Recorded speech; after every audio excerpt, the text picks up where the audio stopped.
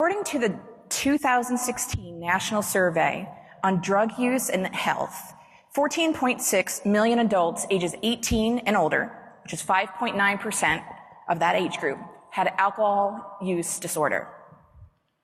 That's 1 in 17. I am one of those people. Hi, my name is Jamie, and I'm an alcoholic. As of July 6th, I have 6 years of sobriety and 17 years in information security, compliance, and trust and safety. Even after all that time, I'm more afraid of disclosing that I'm a recovering alcoholic than disclosing any product vulnerability, security incident, or that I'm a queer woman in security due to the possible impact on my career. And despite this fear, I'm here today to share some facts, dispel some myths, and provide some guidance on how we can be inclusive and supportive of those living a clean and sober life. So what's alcohol use disorder? Alcoholism, also known as alcohol use disorder, is a chronic relapsing brain disease characterized by an impaired ability to stop or control alcohol use despite adverse social, occupational, or health consequences. It can range from mild to severe, and recovery is possible regardless of severity. Both alcohol use disorder and substance use disorder are considered brain diseases because alcohol and drugs actually change the brain. They change its structure and how it works.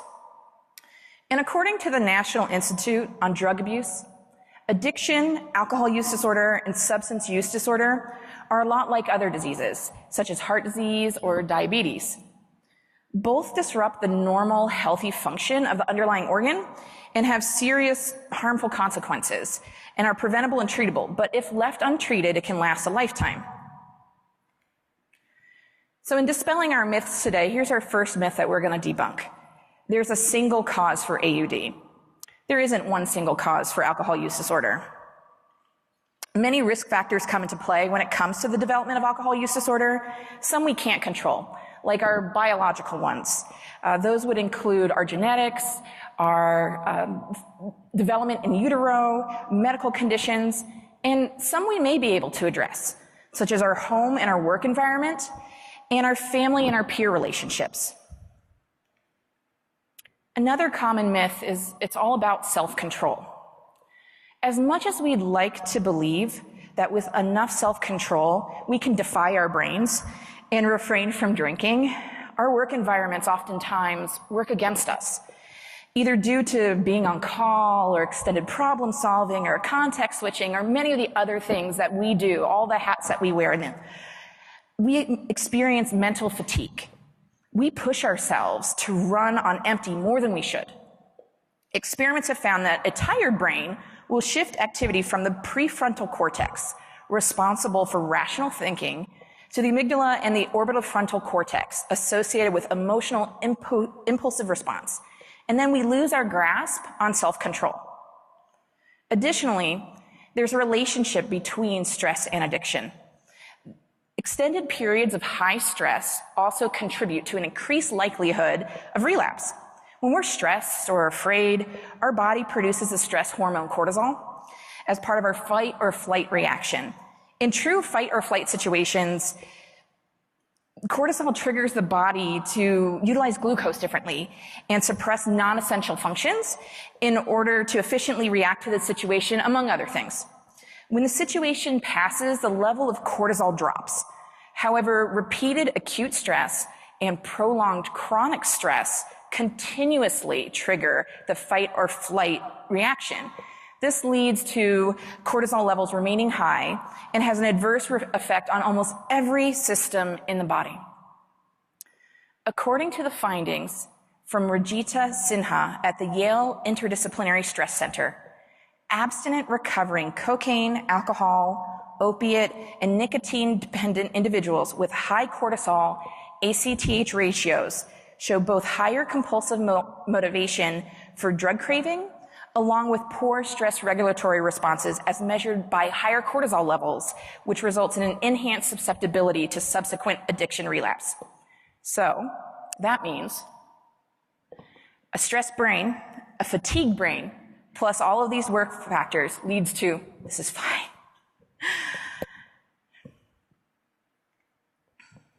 I used to think of myself like Marion Ravenwood from Raiders of the Lost Ark. She was fiercely independent, even in the face of adversity, and used her drinking prowess as a way to further herself. I did too.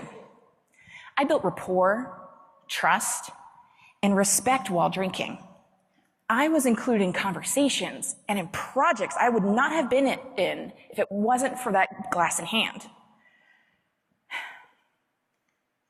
Unfortunately, the movies aren't real life. I may have been a functional alcoholic in the workplace, but not in other facets of my life. Once I found out that I was pregnant with my son, I knew that I had to make a change. Change wasn't easy. I found that I struggled with most of the work and peer-related contributing factors. These contributing factors are not the same for everyone. Some people struggle with their biological risk factors. Some folks struggle with their home or their family environments or peer relationships. The ones that were most impactful to me were my work environment and my peer relationships. For example, in my workplace, throughout the course of my career, especially working in anti-abuse, I dealt with emotionally charged content. And that can be things from abuse reports that came into our abuse desk to reporting things to the National Cyber Tip Line. One of the other challenges I had was attending conferences and the prevalence of alcohol there, but also the pressure to fit in and be included. I didn't want to feel like an outsider. I didn't want to be excluded. Unfortunately, in many of our security-related roles and our anti-abuse roles, we are dealing with prolonged high stress. Remember the cortisol I talked about before? Not having that opportunity to let those levels come back down. Additionally, in security operation roles, many times people, especially in leadership, are in high-risk on-call situations.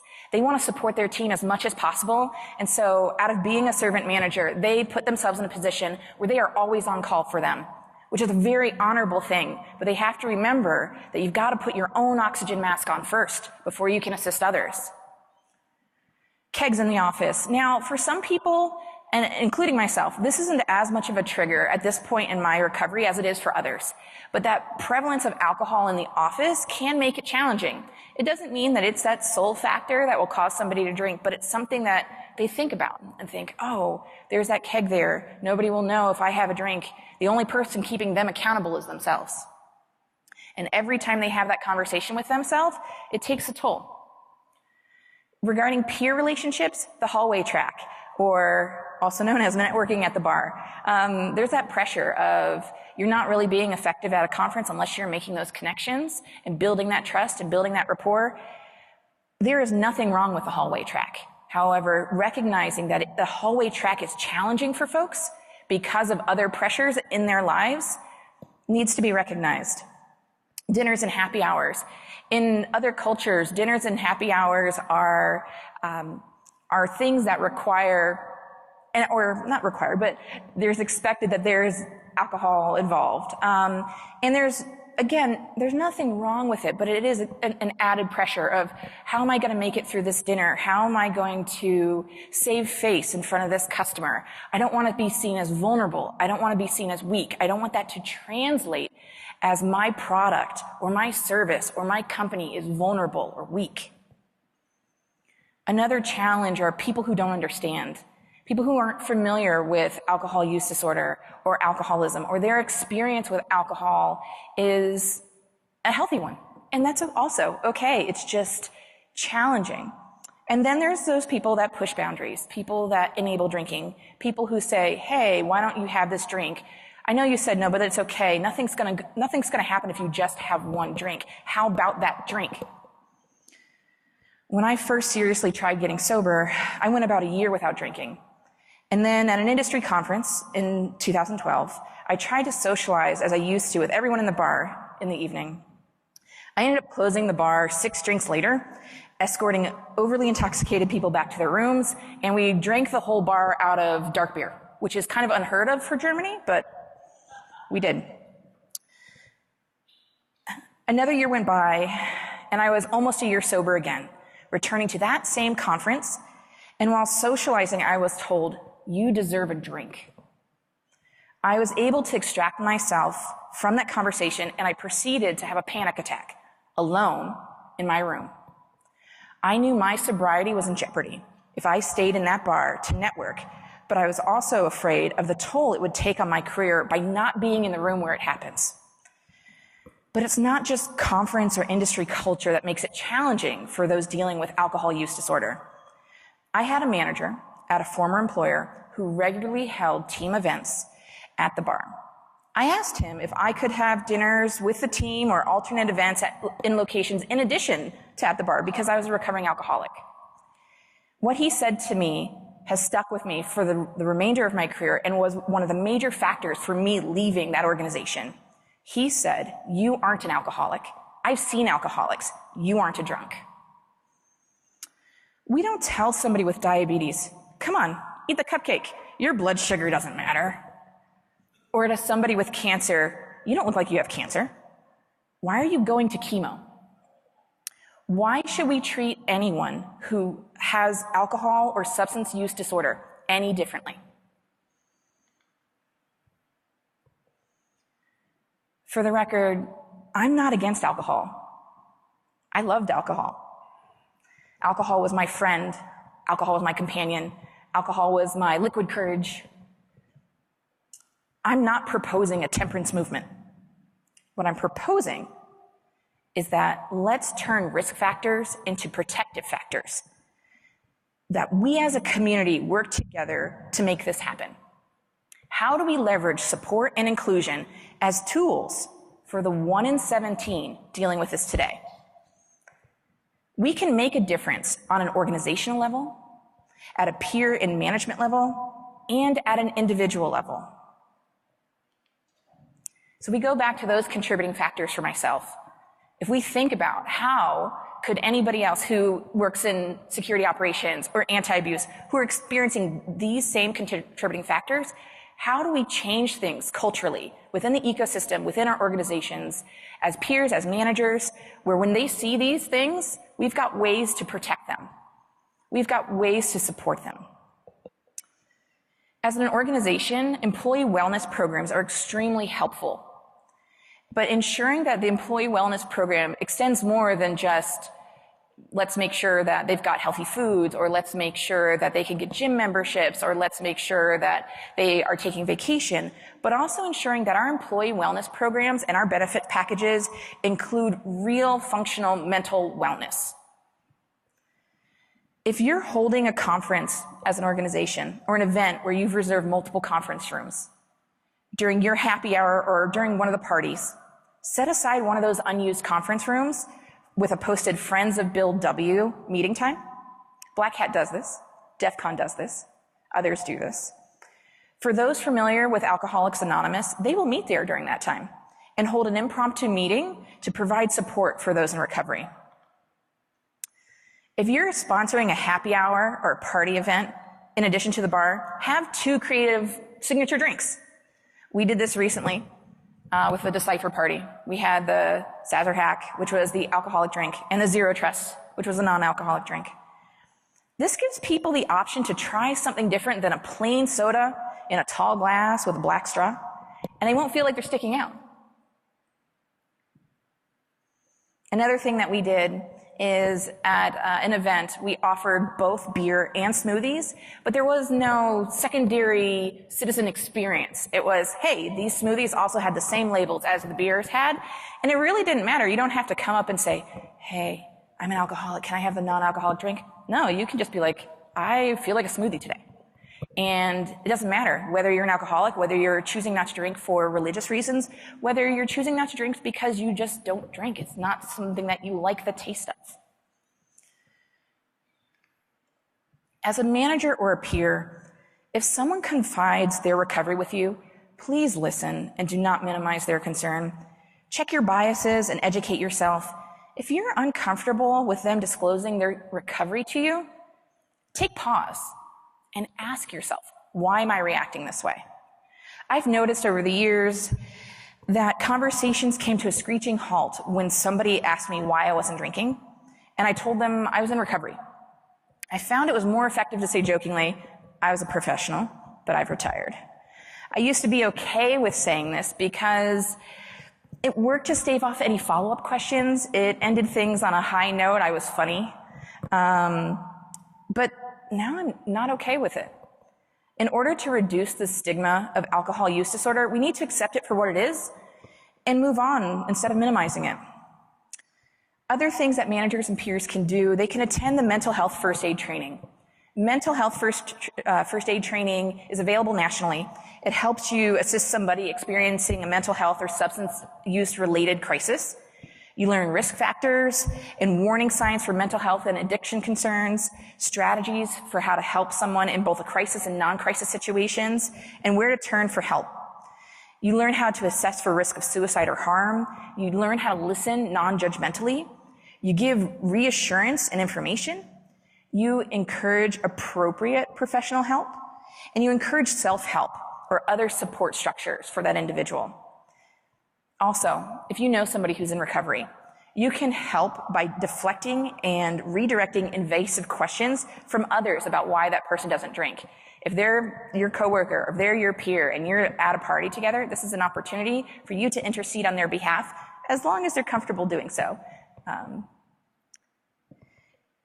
Another thing you can do, you can check in with your team to ensure that they're not under prolonged or continuous high stress periods. If someone has been under continued stress, please encourage vacation time or work with them to reduce their stress load. Be inclusive. Hold team events at locations where the primary activity is not drinking. Remember, the purpose of this event is to focus on the team or the new hire. It's not, the purpose of the event is not to drink. It's just one of the things that's there. Just like we don't go to the burger bar for the sole purpose of eating hamburgers when we're going as a group. Okay, maybe I do, but the last myth, the longer one's been sober, the easier it gets. This 6th year has been my most challenging year of sobriety. I almost picked up this year in the middle of an extremely stressful time. Literally, still, to this day, some days, it's one day at a time. But nobody knows that I'm struggling. Nobody sees it. It's what I'm dealing with on the inside. That's what alcohol use disorder is. It's a medical condition on the inside that doesn't always show on the outside. As an individual, if you are struggling with alcohol use or substance abuse disorder, acknowledge concerns, including your own, about your alcohol use. Decide to change. If you want a different relationship with alcohol, you can make that happen. You may need support, you may need structure, but it is possible. Ask for help. If you're at a bar or even a hotel or airport bar and you're at the risk of picking up a drink or you're afraid you're going to drink too much, ask the bartender to page for a friend of Bill. You can even check with a concierge at major hotels to see if any friends of Bill have checked in and see if they want to get together. You can attend an Alcoholics Anonymous meeting or another addiction recovery group meeting. You can use your employer's Employee Assistance Program, their EAP. You can call the Substance Abuse and Mental Health Services Administration's National Helpline. This service provides referrals to local treatment facilities, support groups, and community-based organizations.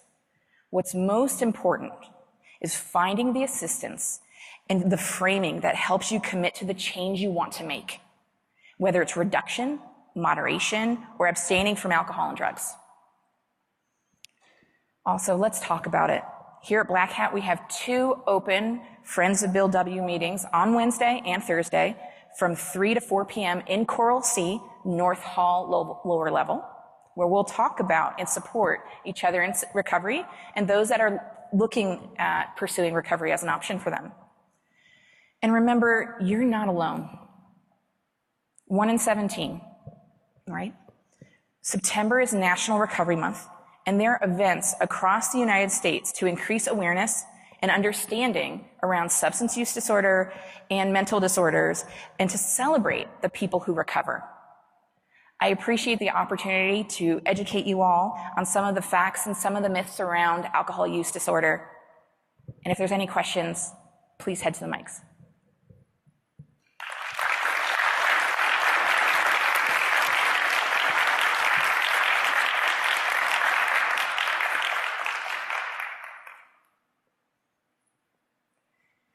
If anybody would like to speak with me privately after the session, I will be heading over to the wrap room. If there's something that you'd like to talk about that you would rather not talk about in front of the group, or ask as a question. Again, good.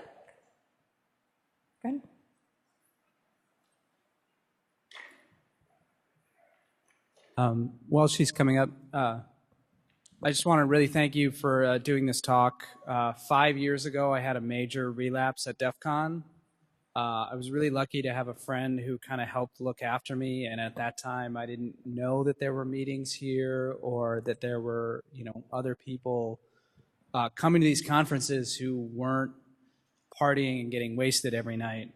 And it's really important that we support each other, and I think also, like you said, try to break down the stigma about talking about this stuff, because I think more people are dealing with it than we think, and it's because of some of the fears and I don't know, the stuff that you talked about. It was really great. I'm really glad that you did this. Thanks. Thank you.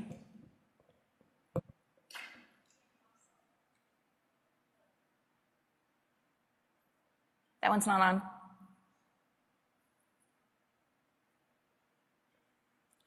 Jamie? Hey, thank you so much for this talk. My father was an alcoholic, my grandfather was an alcoholic, and sometimes I wonder if I'm more mindful of myself taking days where I make sure I'm not drinking, or weeks where make sure I'm not drinking because I'm afraid of that. But I've been at many social events where I've decided, I'm going to go and not have a drink. I wanted to know, what's your favorite non-alcoholic drink to order when you're at a bar with coworkers?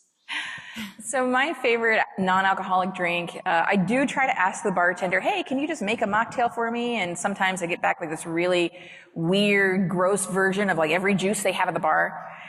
That's not good. My default is just a ginger ale with lime.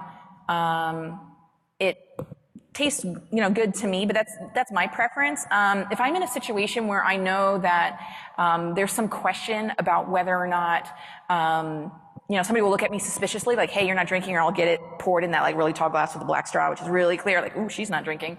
What I'll do is I'll go to the bartender in advance or to the waitress in advance.